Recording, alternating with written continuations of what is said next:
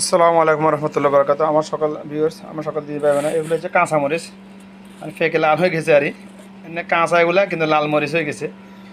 তো আসলে এগুলো দেখার উদ্দেশ্য না, উদ্দেশ্য হলো কাঁচামরিচ। কাঁচামরিচ খাবার অনেক উপকারিতা আছে।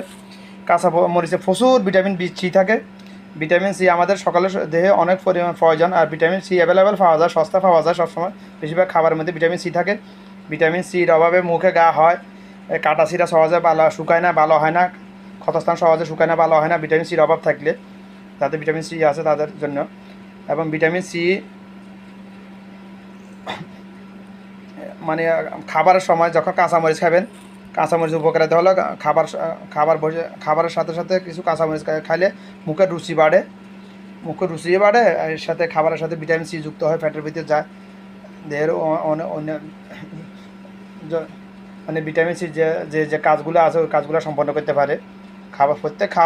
প্রত্যেক খাদ্য উপাদান, হালাল যে কোনো খাদ্য উপাদানের মধ্যে আল্লাহবাক ভিন্ন ভিন্ন উপাদান রেখেছে। হালাল যে কোনো খাবারের মধ্যে যে আল্লাহবাক ভিন্ন ভিন্ন, এই জন্য আমাদের হালাল যে কোনো খাবার সিজনাল, যখন যেটা সিজন আসে ওইটা খাবার গ্রহণ করা উচিত, হালাল, হারাম না।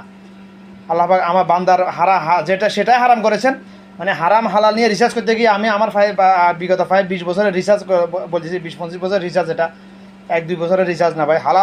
হারাম নিয়ে রিসার্চ করতে নিয়ে আমি যেটা বুঝতে পারলাম, আল্লাহবাক আমাকে যেটা বুঝাইছে বান্দার জন্য আল্লাহবাক সেটাই হারাম করেছেন যেটা বান্দার জন্য ক্ষতিকর, সেটা বান্দার কল্যাণের জন্য আল্লাহবাক হারাম করেছেন।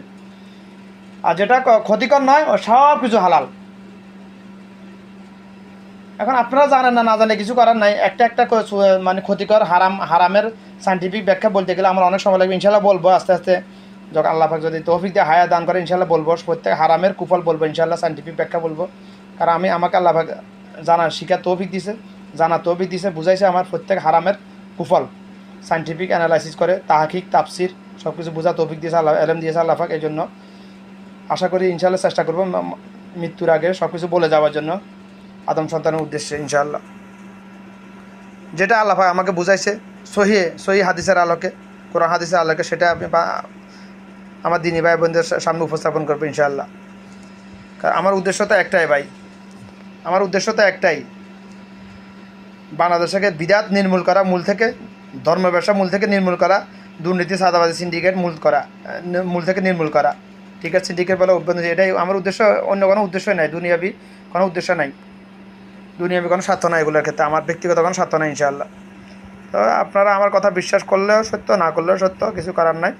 কারোর সাথে তো আমি মারামারি করতে যাইতেছি না ইনশাআল্লাহ।